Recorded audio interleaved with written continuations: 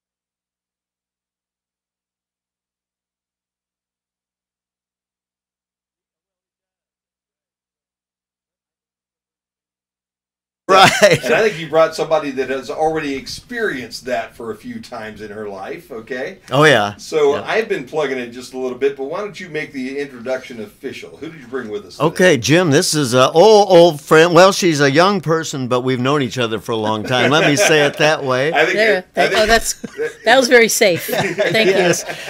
This is Tish Hinojosa, who I got to know in Austin back in the late 80s. And she's a great performer and a really beautiful human being. That's what I like about her best. And I'm so pleased that when I saw her earlier this year, I said, Tish, I'm doing this thing in Ohio where I'm bringing Austin bands up there. And it'd be great if you would come up here. And so here she is, and I still can't believe it. So I'm so pleased that she was able to get up here. Tish, welcome to the Dome today. It's good to have you today. Well, it's great to be here. It's nice to be in Ohio, nice to be in Bryan, and soon I will be in Archbold. Yeah, you've not seen Archbold yet, huh? No, not yet. Well, you are in for a... I watched that show that night. All right. Wow. Holy mackerel. Isn't that something? That is fun. It really is fun hearing. I meet a lot of people that remember all that time, and I love it. And there was you were on the Texas Connection then, too. Did I see one of those as well? Yeah. With Jerry Jeff Walker. I think that was his show back in the day. Right. In San Antonio. Yeah. So, you know, it's like I know you already. So we're old friends already. Yeah. I won't call you old. Well, old friends. I won't See, call now I did it. Unlike Max, I won't call you old. How's that? I'm not that kind of guy. Tell me, and the folks listening right now, a little bit about yourself, because you've got a very interesting history, too. Where'd you get started?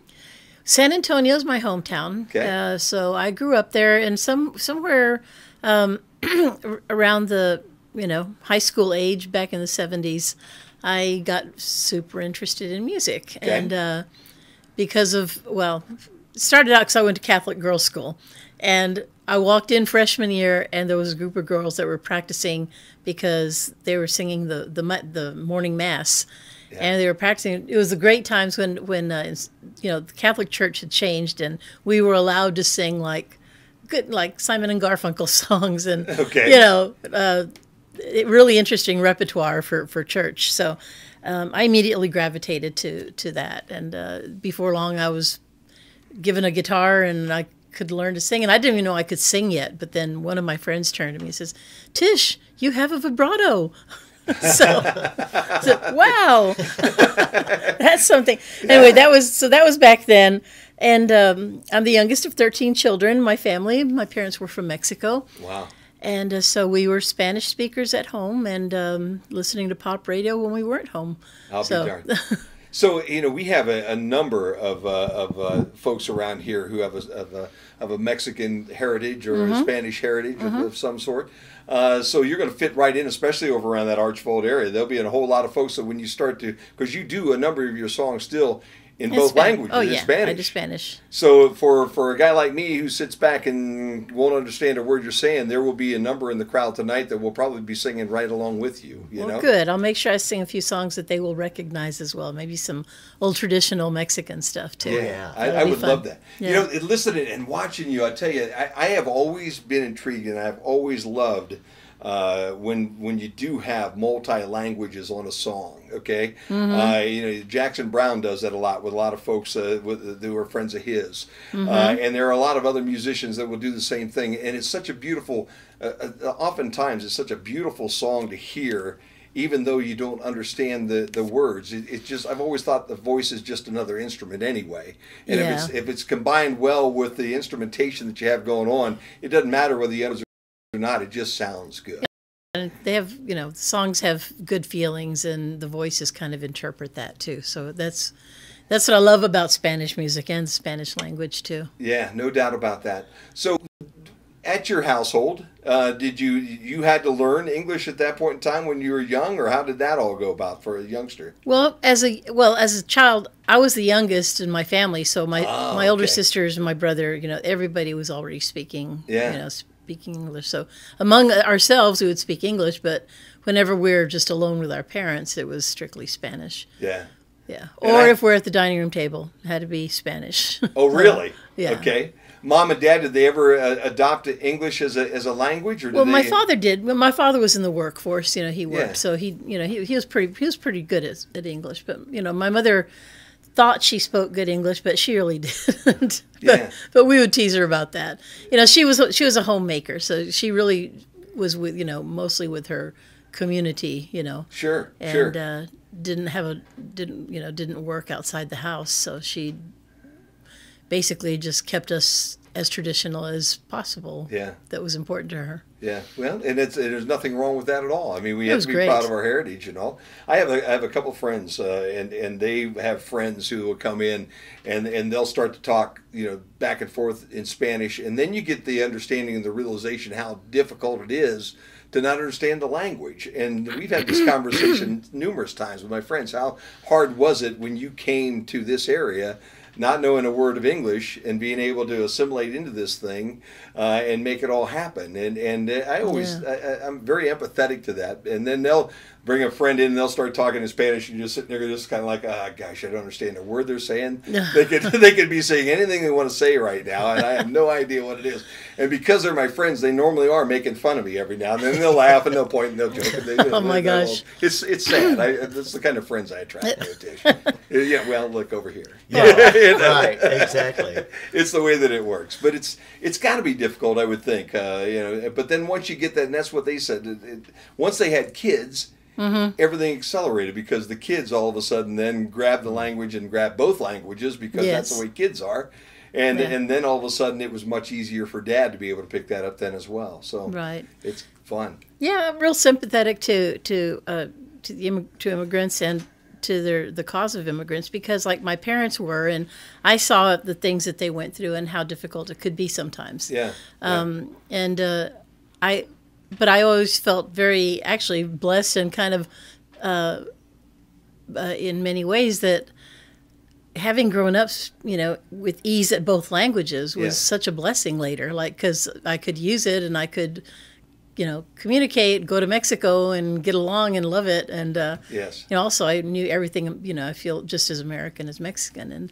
And back in 2004, I moved to Germany for 10 years. And so talk about like a fish out of water. It's like, I was that person that didn't understand anything. And so I went to language school for 9 years. And interestingly, that's where my sympathies for what it takes for immigrants to learn a new culture is, because at that point, it was great that I got to be in school with everybody, and our common language was German that we were learning. Okay. Because some didn't speak English. We had people from China, Afghanistan, Thailand, you name it, all around the world. And I know it's kind of easy to cheat a little bit because there are people from the UK or the person from Colombia or something that I could converse in English or Spanish, but I'd always feel really bad because we're not supposed to cheat in class. We're supposed to just we're supposed to focus on what we're learning there. So I met some super interesting people and learned about their struggles and stuff too. And I could see how difficult it is to, like you said, come to a place where they don't know anything, the language or the culture, and have to learn a new language while also being, looking for work or being employed at the same time. So that's kind of a full-time. Learning a new language is difficult, and German on top of that is pretty difficult. Yeah. How fluent are you in German nowadays, Tish? I got about midway. I understand very very well, and I can speak some, and I learned a song or two. But so yeah, I actually understand a lot more than I think. Even now, like if I hear something in the news where they're having somebody speak in German, then they translate the English over it, I can understand what the German person is saying. So it's pretty cool, Yeah, that is, being a person who knows one language and who tried to learn French back when he was a young person and just totally failed. They just said, get out of here. Go away. You're having a hard enough time with the English language. Just stay with one, okay? Because you're not good at that, and so until you get that one accomplished, then we won't move on. But, it is difficult. It is, and I'm very much in awe of somebody that can accomplish what you are. And have 2 languages under your belt already and working on a 3rd one or a 4th one or a 5th one or a 10th one or whatever. And it's just totally amazing to me when you get into something like that. Tish, Hinojosa. Yes. That is a mouthful, just like Funderburg is. Okay, my last name is Funderburg. You're German. Good German guy. Yeah. Okay. But they do. And to look at it the very first time, I had to ask Max, and then I had to phonetically put it down on a piece of paper because it's not hard to deal with once you know how to do it. Yeah. Well, it has those two funny things. It starts with an H, which is silent, and then the J in the middle sounds like the H. Okay. So it's really Hinojosa. Hinojosa. Yeah. Okay. Wow. And you know what? The thing that I got into it when I went up on your website, and I would look at you, and you introduced yourself a couple of different times, so I tried to get my ear around that. Yeah. But there's only one living brain cell in this head, Tish, so that becomes a bit of a problem with me as well. Okay, so we work on it, though. I'll be watching out. I'll be watching out for you. That sounds good. Yeah, Max, talk to me. Well, I think, didn't you tell me a story that Rod Kennedy discovered you? Yes. Is that right? See, Rod Kennedy is a famous guy in Texas. He founded the Kerrville Folk Festival, which has been going on for over 40 years. And all these famous people come to it. And I just remembered, as I was sitting here, that you told me a story of how he discovered you on the Riverwalk. Is that right? Well, actually... It's a great story. Actually, it was where I was attending junior college in San Antonio. It was right after high school. I was attending the junior college, San Antonio College, and they had like kind of an open mic every Friday afternoon in the Student Union building. Okay. So I would sign up for that, and and then eventually they started letting me have like my own hour or something like that. So that was pretty cool, and I knew who Rod Kennedy was, and I was just in amazement, about the whole Kerrville Folk Festival idea. But I just knew that I wasn't quite qualified an artist to, be able to do that. But so the director of the Student Union building invited him to come listen to me. Okay. So I recognized him, from in the audience, and then I was just like, it feels like I'm talking to God, because he came over to me after my set to talk to me, and he said, "Well, I'd love to have you at the festival, but it's a songwriters festival." Okay. And at that time, I was just singing cover material. Okay. Really good cover material, but yes, it was cover material. I didn't know that I didn't plan on being a songwriter. Yeah.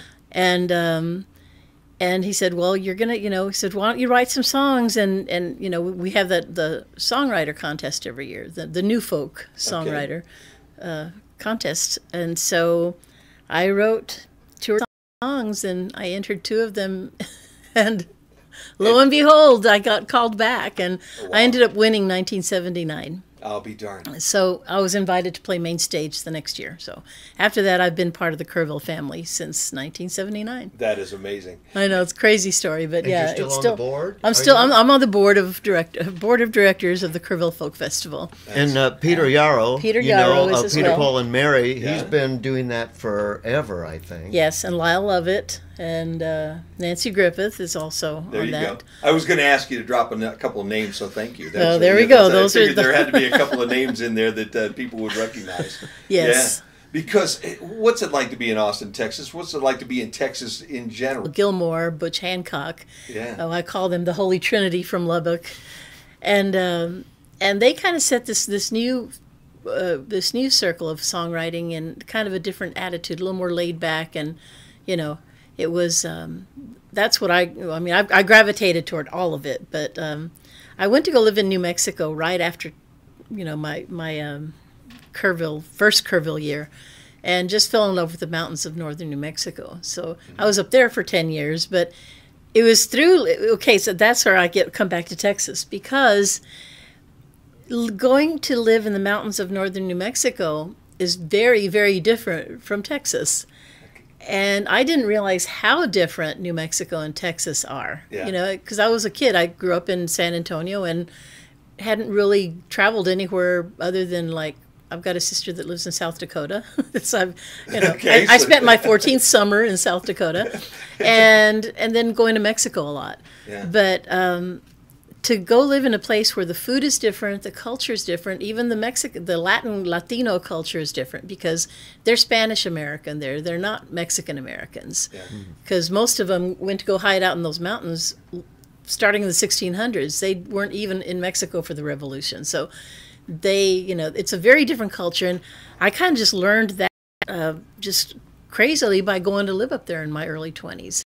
And, you know, I didn't know about New Mexican food being different, the green chilies, you know, the blue corn, you know, all that. Yeah. Very different kind of indigenous / Spanish kind of culture that it is. And then what happened was I really missed Texas.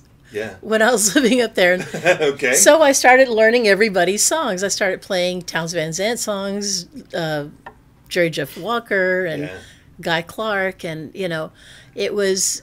I really absorbed all the Texas music because I wasn't in Texas, and I realized how valuable and how many great talents we have.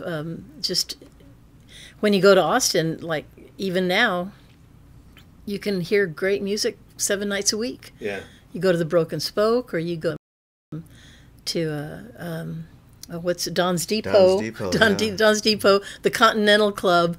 You know, any night of the week, starting like in the afternoon, they have music going, you know, all evening long. So I think that's the unique thing about people that are drawn to Austin. And, you know, everyone over the decades has created a new feeling of what the singer-songwriters are. And like Michael, I didn't get to know. And because I was living in Germany probably for the last, from 2004 to 2014. So. But now I'm sure I'm going to hear him. I'm sure I'm going to Michael Motor run. Thomas. Yes. Yeah, it's the next generation. I'm sure. Yes. He just seems to be that way. There's no doubt about that. Yeah, and also, you know, even younger ones, the ones that are in their like 30s, Sue, for instance, and Emily Klepper, and you know, really wonderful, you know, crop of new singer-songwriters that are coming up. So Austin's always going to be a good audience because they set the bar pretty high, I think, in Austin. For you can't be bad and survive in Austin. You have to be good at what you do. Yeah, you know, it used to be Nashville and still is in a lot of ways. You know, for a different flavor of music. Yeah. Kind of. But Austin, I think, has really surpassed that. And see, I started my time out in Alabama. So I was around the Muscle Shoals area when I first started back through the middle 70s. Yeah. And everybody gravitated from 76 into the early 80s over to Muscle Shoals and recorded there. So there's some real neat little hot spots around the world and around our country. Yes. But the neatest two, I think, go back to Nashville and Austin at this point in time. They're still the music capital of the world. Really, they really are. Well, there's a strong connection. I lived in Nashville for a few years as well, but I see Austin as more like the live music scene. Yeah. And I see Nashville as the industry kind of, you know, record deals, contracts, you know, recording studios, you know, all that. I mean, Austin does have all that too, but I think the live music is the prominent thing in Austin. Well, the live music capital of the world. Isn't that what you always say, Max? That's what it is. There you go. It really is. And you moved to Nashville, didn't you, after you got your recording contract? Isn't that why you? I mean, did you have to move to Nashville once you signed I didn't. with them? It was actually an interesting period. It was while I was living in New Mexico, and I was becoming a better songwriter. I was working at songwriting. I got a job working for Mel Tillis's company, his publishing company, like around 83, 84, something like that. Yeah. No, 80, 81, 82, something like that, because my son was born in Nashville in 84. So, so it was super interesting, because I didn't know that much about country music. I was really like a folk singer and pop singer, and you know, I just didn't feel all the, you know, I mean, outside of the Jerry Jeff and Texas country stuff. But when I worked for Mel's company, I was their in-house demo singer. And also I got to hang out with songwriters and did some co-writing while I was there as well. So I was learning a writing. But the great thing about being a singer there was that Mel was always buying catalogs from, you know, that's what artists do, like once it becomes kind of a game of buying this catalog or that catalog. So he bought a catalog that included old Kitty Wells stuff and Webb Pierce and just great old stuff. And I got to re-sing new versions of those songs.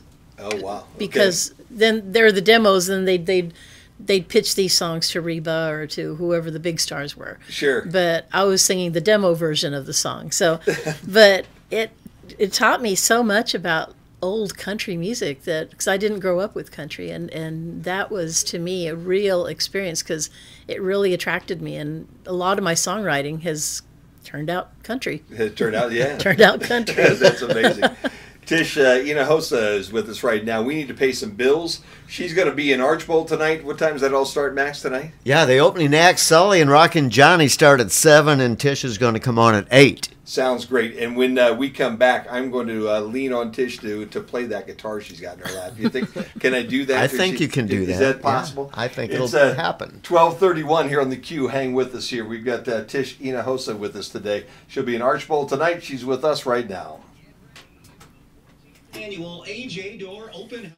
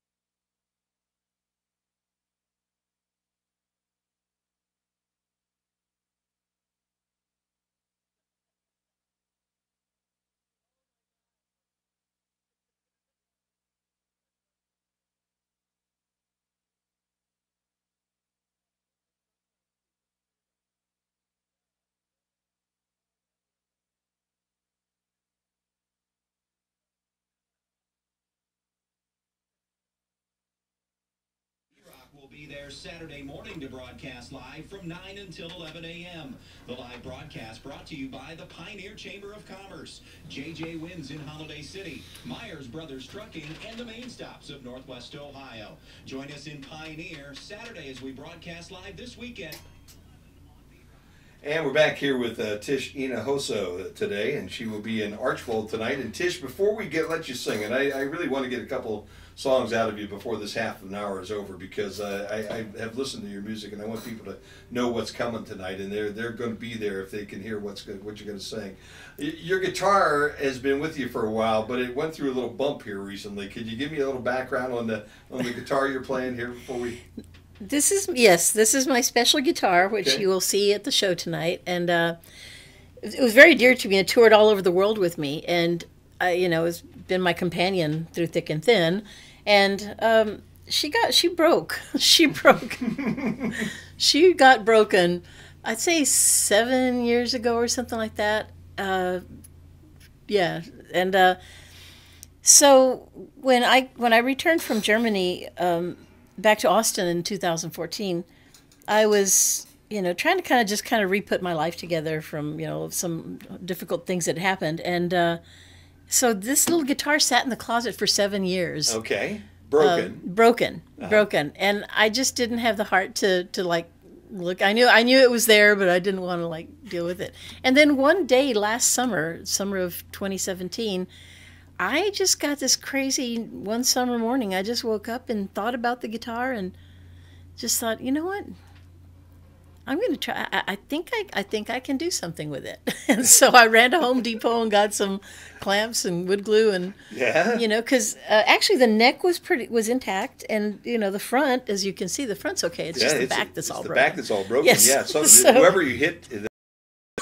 You hit him on the backside, I can tell, and that you didn't hear that. It was a good shot, I'll have to say. Yeah, I would have to say so. They felt it more than you did, and that guitar did, I'm sure, because you caught him right in the sweet spot, as the golfers would say. That's right. What I mean? Okay, but the guitar itself, though, is special too. It's custom made for you. Custom made for me by luthier John Dillon, Dillon. He is still from. Well, actually, he's from Philadelphia, but he was living in New Mexico in Santa Fe and was building guitars there through the 80s and 90s. And I was so hoping to get something like this. It was pretty expensive. And, at that time, that was when I was like raising my kids, career was taking off, Sure. Should I spend $5,000, on a guitar? Sure. Yeah. And, so I was playing mostly like Takaminis on stage and stuff like that. But finally, John really wanted me to have one of his guitars. I said, well, look, John, I don't just have $5,000 outright, but will you let me make payments? Okay, right. So how many musicians have not done that at some point in time in their life? So he was willing to put me on a payment plan, and that's how I got my wonderful guitar. And so yes, and all the most fun things I did, the Austin City Limits, and traveling to Korea where I had a hit song. And interesting just places around the world in Europe that this guitar's been through with me. So I love it very much, and she's back in shape. Well, she's pretty close to good. Yeah. To great. And the wood clamps and glue worked. You have a profession for your retirement years. And the interesting thing is this record, West, was inspired by the song. The very first song I wrote for that record was My Good Guitar. Which is the story about this little guitar and me. Fantastic. Well, I'd like for you to prove to me that guitar works really well. Would you play something for us? I'll play my good guitar. How about that? That's perfect. You've traveled well, you've traveled far. We've loved each other for what we are, and soared through space, Venus and Mars, past the sun, straight to the stars. We've sung our songs in city bars and hotel rooms and rental cars. You've been my sidekick above it all. Through cracks and scars, it's you and me, my good guitar. Though we are weathered, we both pull through. You look like me, I look like you. We've traveled well, we've traveled far. We've loved each other for what we are. And music flows through cracks and scars. It's you and me, my good guitar. And music flows through cracks and scars. It's you and me, my good guitar. Oh yeah, very nice. Wow. Yeah. Thank you. Yeah, you done good there. Thank you. I'm trying to make it up. I'm trying to make it up to this little guitar here. It's amazing though, but if you ask any musician, and I know a number of musicians not on the levels that you do, but boy, an instrument like that does become everything to you. It's family. It's family, something to yes. hold on to when you need to have it. It's something that you swing when you're upset, maybe. The whole thing. It's almost like a real special friend, isn't it? Huh? It is. It is. That you can pawn. Yeah, that you can and you money can, out of it. and then That's tremendous. That is tremendous. You have a new album out right now. It's called West. yes, yeah, it came out middle of June. Okay, Mm-hmm. and tell me a little bit about it. I mean, you left me a copy. I started to kind of listen to a Yes. little bit of it this morning, Oh, and I really great. want to listen to it all here before we get to the concert tonight. But this is not your first album. You've done quite a few. There's 16. 16. Okay, so I that's think this is number 17. This is 17. and what's the motivation past the guitar The, with West? It was the last record I made was right before leaving Germany, which was 2013. Okay. And so the German record was a little different. It was produced by a German producer, and that was that time. That one's called After the Fair, about my time living in Hamburg, Germany. Okay. And now this one is kind of like what's happened in 5 years. You know, it's kind of a renewal and a new energy, and so not only was my guitar going through a bad time, but I also was, and subsequently I ended up getting ill and having some serious surgeries Oh, wow. over the last 2015 and 16. So so it's been a hard climb out, and so that was that summer morning. I said, you know what, I'm going to fix this guitar. I'm going to write a song, and then before I knew it, I wrote 6 songs. Oh, wow. And then 7, and then it was time to go into the studio. So we went into the studio starting in August. Yeah. So the song West, the title, is about this period as well. It's about having taken a cross-country trip to go visit friends in California. And, just kind of me out there on the road by myself. It was a trip. It was just, me just kind of taking a road trip on my own. Sure. And something about it was only a line I wrote, because I wasn't writing a lot in the last 5 years. And this happened in like 2014 or so. And I was driving west, and just as I passed Tucson, it was amazing. There was like there was a thunderstorm on the mountains behind me, which was incredible, like right on my tail. Like the raindrops were starting to fall. Sure. Okay. And then out west, it was a beautiful, perfect sunset. Going that way, and it was I saw that as kind of a sign of things. There's stormy things behind me, but We're heading towards the heading, sunshine. Heading towards the sunshine. Yeah. And so I just wrote a little line in my notebook. I just put "West of the Mountains by Tucson." I said, "That's it. I'm not going to write a song." It's like I just like that line. So it started out with a line, and then so I pulled my notebook out last summer and said, "Oh, there's that song about the sunset." Yes.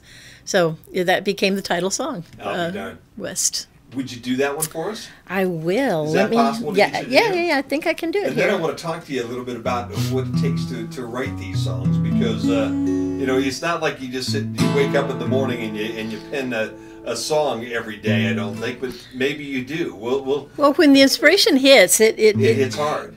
once the spout is opened, Yeah. it's real easy to just go put a cup under it. Here's another one. I love it. Tish Hinojosa here Hinojosa. with us right now, and this is West. This is West. Oops, sorry, little guitar.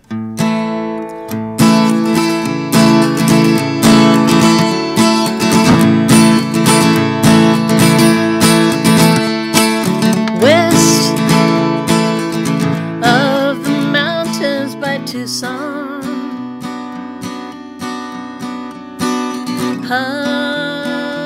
hundreds of miles from my home. Time stretches long as the highway before me. I'm chasing the sunset alone.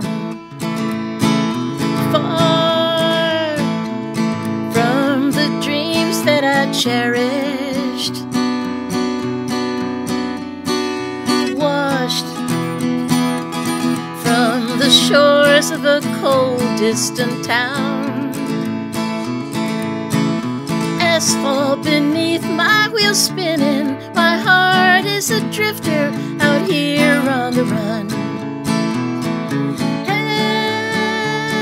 Heavenly blue high above,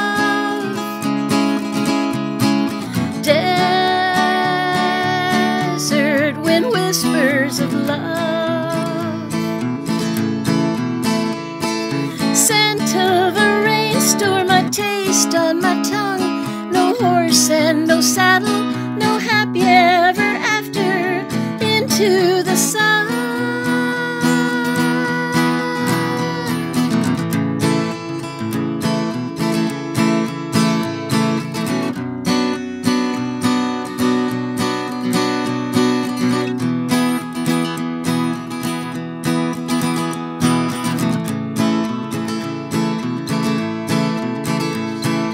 West of the mountains by Tucson,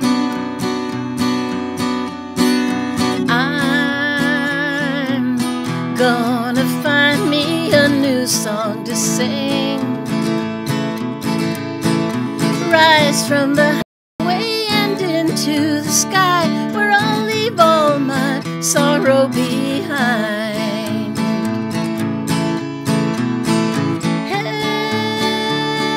Heavenly blue high above,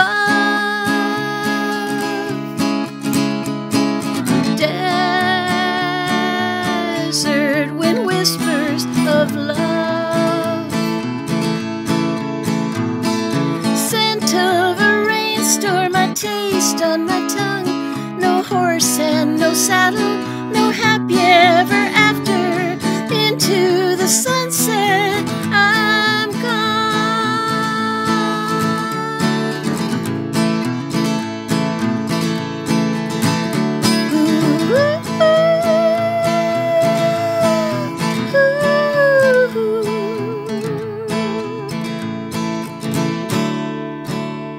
Yeah.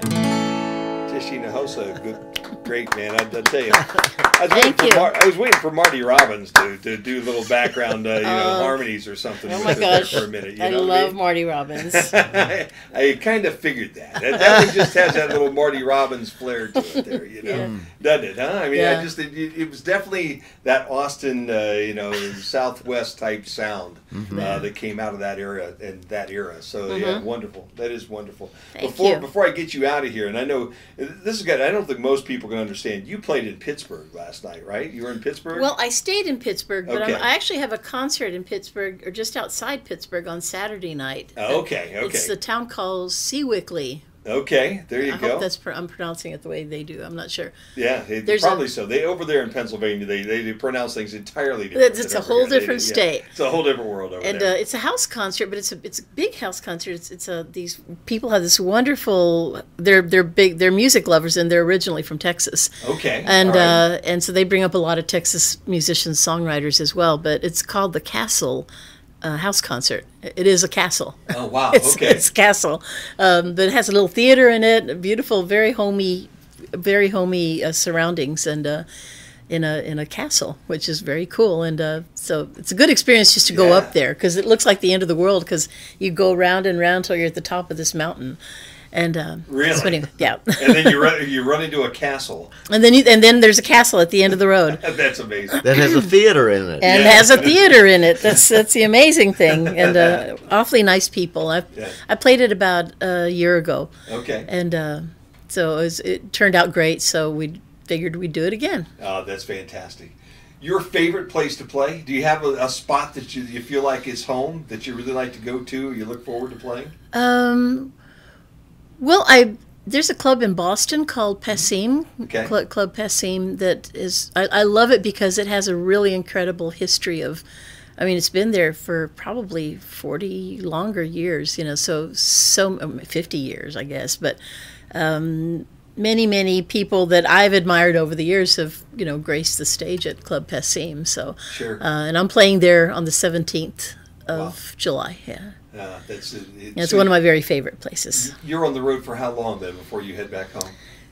Well, I'm on the road for 2 weeks out here. Okay. And my son lives in Seattle, so I'm going from Okay. Boston to Seattle at the end of the month Now, to nice. hang out there. Your son's a musician as well, or musically? He gifted is. as He's well? very gifted. He doesn't do music professionally, but he's a fine songwriter and picker. And he's written. I've recorded one of his songs on my last album, and then he and I wrote a song on this record I'll be here. darned. So Which one is that? Which one did you write this? it's a song called "I Can Be the Wind." Ah, okay.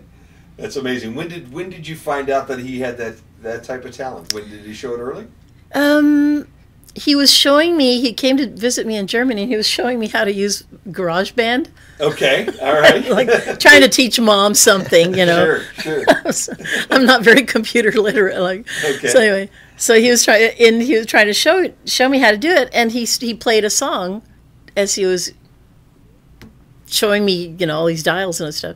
And I said, "Wow, that's a pretty cool song." He says, "Yeah, I wrote it." I'm I'll like, be darned. "Whoa, you're a songwriter." That's the song I recorded on my last record. It's called Cobblestones.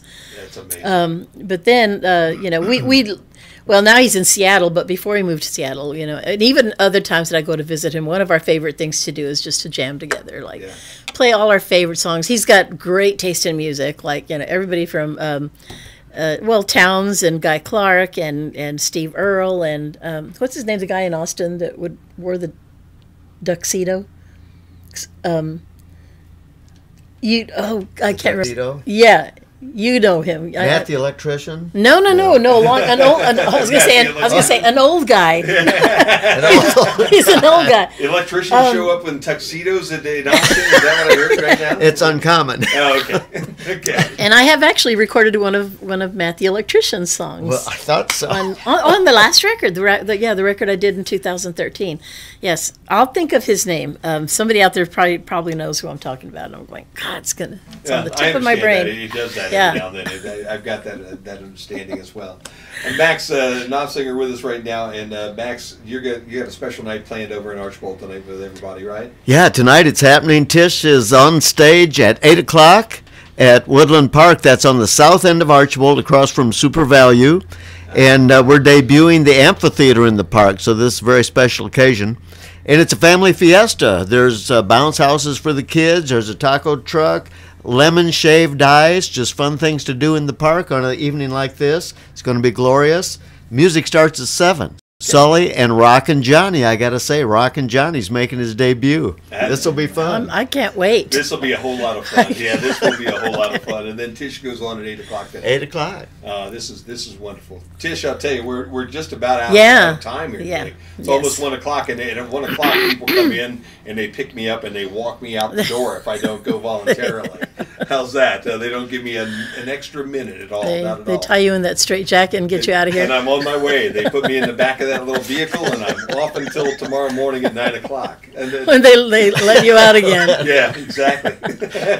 So 4 hours a day I get to be unrestrained. How's that? Which is a good thing. And all that the state of Ohio will allow anymore. How's That's that? right. Well, you're lucky, you know. 4 hours, that's, you know. That's good. Most You must be on good behavior then. I try to be most of the time. How's that? Okay. Could I get you to do one with the Spanish flavor too, with some I with the will. English and Spanish that we talked about a long time ago, to leave us here today? Because man, I'll tell you, this has been a joy. I thank you so much for being here today.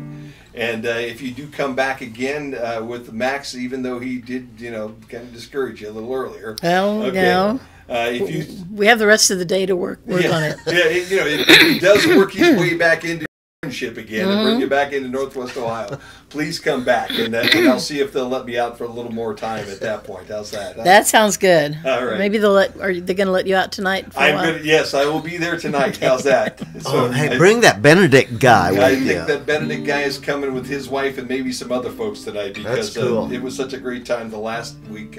Last time you had musicians in, I think slowly but surely the word's getting out around here that you got to go to Archbold to find the good stuff that's going on There you nowadays. go. Say that again. That's not good. You got to go to Archbold to get the good stuff now. Yeah, there you go. That's That's the way what that we're it doing. works. So, Tish, thank you for your time today, and we'll let you kind of play us out here today. How's that? Well, thank you. I'm going to play a beautiful classic Spanish song that people will recognize, and I hope you will buy the record because there's a beautiful arrangement of kind of a country pedal steel arrangement on this song, but it's an old song from 1940s called Perfidia. Nadie comprende lo que sufro yo. Canto, pues ya no puedo sollozar. Amor, si puedes tú con Dios hablar, pregúntale si yo alguna vez te he dejado de adorar. Y el mar, espejo de mi corazón, las veces que me ha visto llorar, la perfidia de tu amor. Te he buscado donde quiera que yo voy y no te puedo hallar. ¿Para qué quiero tus besos si tus labios no me quieren ya besar? Y tú, quién sabe por dónde andarás, quién sabe qué aventura tendrás, qué lejos estás de mí. Te he buscado donde quiera que yo voy y no te puedo hallar. ¿Para qué quiero tus besos si tus labios no me quieren ya besar? Y tú, quién sabe por dónde andarás, quién sabe qué aventura tendrás, qué lejos estás de mí, de mí. Oh yeah, wonderful. Woo! Beautiful. Beautiful. Tonight in Archibald, 8 o'clock. Max, thanks for bringing her by. Such a pleasure, Jim. Oh, man, it's always great to see you guys, and we'll see you again tonight. That'll do it for us today on the Dome. It's just about 1 o'clock here at the Q 96.5 FM as we're back tomorrow morning at 9 o'clock. You can always count on Jay's All right. Fantastic.